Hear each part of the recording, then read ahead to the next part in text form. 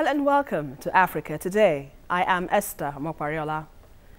In a world transformed by technology and innovation, society have never been short of questions about why there are more men lacking in quality and even more women are demanding equality, especially in Africa where girls are taught to limit their potentials and ladies are forced to compress their ambitions. From contending with social bias to dealing with patriarchal perceptions, the continent is largely seen as a region where it is difficult to thrive and survive as a girl child more than anything else. And so we ask, what are your thoughts on the plight of the girl child in Africa and around the world? You can join the conversation and share your thoughts with us on Twitter at TVC News NG. We take a report and Africa Today will continue. Welcome on board.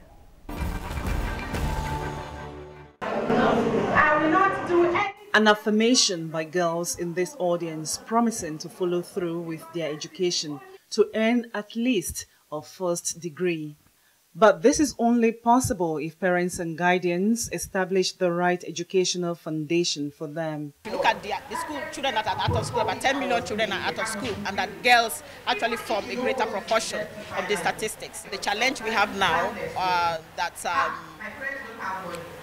is to ensure that these girls actually get to a stage where they complete their education. Once a girl gets good education, she's well able to overcome some of those challenges because she will have, all it takes to be able to manage herself. She can earn a good living without looking at any person out there. This development practitioner says female children at the grassroots are just as important in the global crusade to empower the girl child. When you look at the issues around health, when you look around the issues about job creation and all of that, when you go to the grassroots, it's even worse there, just because of the kind of communities that there are. The girls shared their challenges and determination to become women of substance. There are many things I'm planning to become because I found myself being confused on what to do, how to go on with life, because in my house I'm very intimidated. There are some things I love doing, but when you tell parents like this is what you want to do, they'll be like, you are not ought to do this, there are other things a lady should do. People look down on females because they feel we can't live up to expectations. So most times you feel embarrassed, you feel insulted when a guy looks down on you. UNICEF estimates that nearly a quarter of girls aged 15 to 19 reported being victims of violence. It's been more than a year since the Chibok girls were kidnapped from school.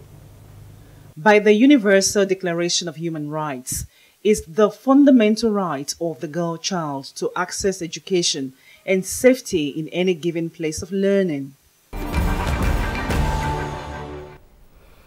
Well, before we get into the discussion of the day, let's update you on some of the top news stories around Africa. The Security Council has voted unanimously to extend the UN peacekeeping force in the disputed Abyei region on South Sudan border unless both countries demonstrate progress on marking their border. Equatorial Guinea President Teodoro Obiang Nguema has pardoned 81 prisoners, including 30 political opponents jailed for sedition. Tanzanian police are still searching for billionaire Mohamed Dewji after he was abducted outside a hotel gym in the country's capital, Dar es Salaam, on Thursday. Now, joining me to look at the plight of the girl child, I have Professor Abiola Awoshika, Professor of Business and former Vice President, Montreat College, United States. I also have Betty Abba, child rights activist. And on Skype, Buki Shonibare, founder, Girl Child Africa, and she joins me from Abuja. Good to have you all, ladies, on the program. Good to be here. Now, let me begin with you now, Prof. The girl child, we are celebrating the rights of the girl child. But in some African countries, they seem not to enjoy the potentials of what they give, of what they have. What are your thoughts so far on the fundamental rights of the girl child, how it's being implemented, and why aren't we getting there? Well, I believe those who don't get it are bound by culture. What a girl will become is currently not clear to them. They see the girl child as the problem child because she's vulnerable. Any man could, abuse her. Any man could say, okay, I want to get married to her even at a young age. And so they need to be enlightened for them to see the potential in that girl child, even though vulnerable, is very powerful. And you can look around you. Our mothers have grown from a girl child to adulthood, and they do very well in the community. They dominate the entrepreneurship in this country, for example. So for those who do not understand it, who do not know the metal that the girl child is made of, they are bound to worry. Now, Betty, from your own perspective, what do you think we can do to change this perception where the girl child is seen to be second best to the male? I think it would take a collective effort on the part of policymakers and the rest of the society to change the patriarchal system, to change that socialization, to change the sentiment that girls are second citizens, because of course they're not in any way, and this has been proven over and over again. I keep referring to persons that have held very influential positions in Nigeria. Talk about Okonjo-Iweala, Ngozi Okonjo-Iweala, former Minister of Finance, Obi Ekwezili, who is now the a presidential aspirant, and the late Dora Akunyili, and so many other persons. You see that these are women that have proven their mettle, and that goes to show that it's about the brain, it's about the personal determination to excel. It has nothing to do with the sexes or the gender of a child. And so, it takes a lot of awareness and also a lot of policy, the enforcement of policies and law to ensure that these cultures, this sentiment are stopped. For instance, right in Lagos, I work with young people in slum communities, especially girls, and girl marriage is still actively going on in many of these communities. And there's the Child's Rights Act of Lagos State, 2007, which is not enforced. And of course, many of the people in these communities, these impoverished communities, are not even aware of the fact that this is a crime and that there's a law stopping it, because there's a disconnect between the policymakers and the people, especially the uneducated, who are most vulnerable and who are most who have the tendency to carry on some of these very archaic cultures. So there's the need for policymakers, for the government to be closer to the people and to ensure that many of these things we put up in the name of laws and acts are really, really enforced. Because if it's not just about going around and say we have this act, we have this law to stop this. Because when you talk about some of these cultures, girl marriage, female circumcision, and all of that, there are laws, there are acts, there are policies outlawing some of those things. Because, of course, the global trend is that these things are not acceptable. These sentiments are not acceptable. But in what ways have these laws, have these policies been enforced to show that government is serious about putting an end to these very archaic cultures? Point so I think the point is ensuring that the laws are enforced and that government makes it clear that this is 2018 and that the world has moved ahead of some of those very basic sentiments. Absolutely right there, Betty. But let me quickly come to Buki now. From your own position, Buki, as a girl child activist, would you say, for instance, that tradition would allow policymakers to know the potentials of what the girl child possesses? Because this is something we celebrate on a yearly basis, and we're talking about 2018, where some girls aren't given the opportunity to be who they want to be. They are being kept behind closed doors. They are being told, no, this is not for you, you're a girl. Where do you think we can, you know, cut this down and take the bull by the horn, if I were to use that language, and become who we are to be in terms of, you know, for instance, breaking the glass ceiling, if I would use that term as well? Thank you for having me first, and good evening to all other guests. I think that tradition, you know, defined who we were as a people. It still defines who we are till now. And we cannot say that tradition can be automatically eradicated like that or automatically swept away. It takes time, especially because it took time for those cultures and traditions to actually build up. Like I was speaking somewhere yesterday, someone thinks that, okay, we should now begin to do certain things because it is going to, for instance, curb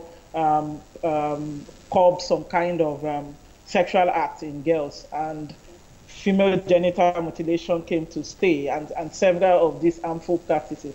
It started as a thought of someone who thinks this is how we are going to curb it. The same thing with breast ironing that still goes on in some far-end part of Nigeria. So it started as a thought, it started as an ideology, and it grew, and with the continuous practice, it became a norm, a tradition, a culture. Now, for us to deal with that, we still have to go back to the way it started. We need to begin to redefine a new ideology that can then be practiced over a long period of time, such that it becomes the new norm, it becomes the new tradition, it becomes the new culture. So when I align that with with the 2018 Day of the Girl Child theme, which says a skilled girl force, you look at the staggering statistics and how it shows for us as Nigeria that we are not yet there, you know, in terms of moving away from those traditional beliefs and ideologies that has kept girls down. We are talking about a situation where out of an estimated 198 million people in Nigeria, we have over 17% of them girls aged between 0 to 14 that have experienced female genital mutilation. We have 38% of girls and women aged between 15 to 19 that have received no formal education, compared to 21% of their male counterparts. We're talking about a staggering 44.1% of girls under the age of 18 that have been married off. We are talking about pregnancy rate at adolescent age for girls between 15 and 18 at about 31%. We are talking about nearly 3 in 10 women and girls have experienced violence at the age of 15, and 7% of them have experienced sexual violence. Now, when you juxtapose that with the recent realities, with the past realities, it tells you that we still have a long way to go. Right. But it needs to start from somewhere. And like Madam Betty talks about, we've been seeing laws and policies that are being geared towards this. But it's not enough to have those laws and policies. They have to be implementation of them for us to move away from those traditional limitations to the new norm. All right, now let's quickly go on a very quick break. You've been watching Africa Today, and we've been looking at the plight of the girl child in Africa. We have more discussions on this after this break. Stay with us.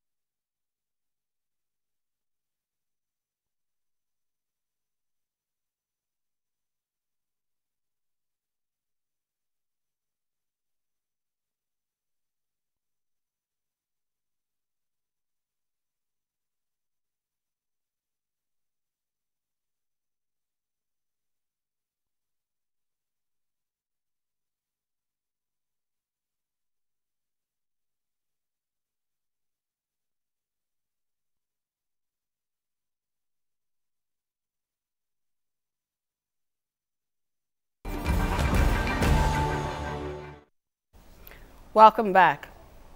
In 2012, the UN dedicated October 11 as the International Day of the Girl Child to address the gender inequality that young women face, protecting their human rights and empowering vulnerable girls. Now, according to statistics, 12 million girls under 18 will be married this year, and 21 million girls aged 15 to 19 years will become pregnant in developing countries, regions. Most of these pregnancies are unplanned and unwanted. Now, Professor Awosika, from what Buki Shonibare said, we need laws, and these laws need to be implemented if we're talking about, you know, allowing these girls to explore their potentials and know their ability. But then again, there's this question or this belief that if girls are given that equal right as a man, she will be seen, or she will see herself as more like two captains in a ship, where a woman will not regard a man as the head, but she will see herself equal as the man. Now, what can we do to change that perception, even though it is to tell the girls that you are the same as a man, you can do what you can do as a man, but this belief that if she is given that opportunity to be as a man, then she can as well disrespect the man. All right, we're mixing things together. There's the scriptural side that says the woman submits to the man and the woman Absolutely. is the weaker sex and all that. Right. And people misinterpret that scripture, but we're not here for Bible study. The woman is capable of everything that the man is capable of, even better. And what we need to understand is it's the neuroscientific aspect, you know, the physiological aspect of the child that we will look at. They're as strong, they are as intelligent, but when the girl child herself already says that I can't do what smart, you know, I'm not as smart as the boys are. That's where we have the problem. So we have to change the orientation from the girl to make sure that, you know, she knows her worth, and she knows that she can do anything and she can become anything that she wants to be. We have to train our boys also to know that, yes, this is an equal human being. Not a weaker sex. Not a weaker sex. The weaker sex is not even, now you can say, and you want to lift a 50-pound cement block, but who lifts cement block for a living? So let the woman be everything that she can be. The interesting thing is, you know, when the brain develops, you start as a girl. Every embryo starts as a girl. So first of all, you shouldn't say anything, you know, wrong with that girl. You start as a girl, and when an enzyme sweeps through your brain, right, that is when you become a boy. Now, does it enhance your powers? It actually diminishes it, because what it does is it makes the boy more focused, while it makes the girl versatile, and she can think in many ways as possible. These are the things that we need to emphasize that's for the a girl. good place to hold your thoughts now. But let's quickly come to Betty Abba. Betty, from what Professor clearly pointed out, you know, there's a lot you need to do in terms of enlightening what the girl child has in terms of potentials. But taking it from your own cue now, what kind of awareness initiative do you think we can do to perhaps help our society believe in our girl child? Like I said earlier, I think there needs to be more connection between the policymakers and the rest of the masses. especially those that are most likely to be affected by some of the issues that retard the growth of the girl child. I think people need to get a clearer understanding that the world has moved forward, that we are no longer in the 1920s. People need to know the fact that if Nigeria has not achieved its potential as a nation today, the minuses we've had as a nation, that one of the leading factors, one of the reasons is the fact that there's no gender equality. I believe that some of the women that end up with 10 children and have become full-time farmers have the potential to be ministers in this country, to contribute to the growth, to the progress of the nation. Some of the young girls that end up as in child marriages have the potential and would have proffered the answer that this country needs in technology, in other aspects, in politics. And so there's a need for us as a nation to sit back and say, we need to correct some of these things. And I always say that one of the fastest way to dwarf a nation, to dwarf a society, is girl marriage. It's a major factor, it's a major issue that has to be tackled. And I always, the analogy I use most time is that to dwarf a nation, one of the fastest ways to dwarf a nation is girl marriage, starting from the family, the community, and then the ripple effect shows in the nation. All right. And so we have to ensure that these things are tackled. We have to ensure that people become like gender blind, right, and involve as many people as possible in the assignment towards national progress, not necessarily because of their sexes, not necessarily because of their backgrounds or any other very basic consideration, but the fact that they have something to offer and they are potential contributors to our greatness. Right. Buki Foshonibare, your closing remarks on this whole issue. Where do we go from here? My closing remark would be to emphasize the importance of information communication technology, which is what the focus of this year's Day of the Girl Child is on. And it is to the effect that there are new skills. It's not enough to say, okay, let's send girls to school. Yes, we will send girls to school. Yes, policies and laws must be geared towards sending girls to school. Yes, Nigeria must prioritize the UBEC amendment, the amendment to the UBEC Act, to ensure that we have 12 years free education for girls. But beyond that is to also talk about the fact that because of the new technological advancement, we need to build at different levels of technological skills, of digital skills in young girls. We see girls like Tomisi Ogunubi, for instance, a young Nigerian girl that developed My Locator, you know, the app. We see women like Abisoye, who is working with young girls in Makoko, developing their coding skills. The world is moving technologically. And because we know that girls would play a critical role in the growth of economy and in their contribution to those societies, we must build their skills for the emerging opportunities and the opportunities that are yet to come. There are two equalizers in this world. One is education, it equalizes. Another is internet, it equalizes. We must give girls that access to ICT, to internet and to digital skills, so that they cannot play just now. It's not enough to just train them in tailoring, hairdressing, shoemaking and all of that. They are good skills, it helps them, but we must also position them for the new trends of technology and for the jobs that are yet to exist. All right, thank you very much, and that's a fine place to leave it. Buki Foshonibare, founder Girl Child Africa, joining me from Abuja, and Betty Abba, child rights activist, and of course, Professor Abiola Awushika. Thank you all for your thoughts on the program tonight. Thank you. Now, beyond one-day international observance, it is worth taking a moment every day to reflect on issues like social discrimination, gender-based violence, female genital mutilation, and how the world is increasingly unsafe for the average girl child.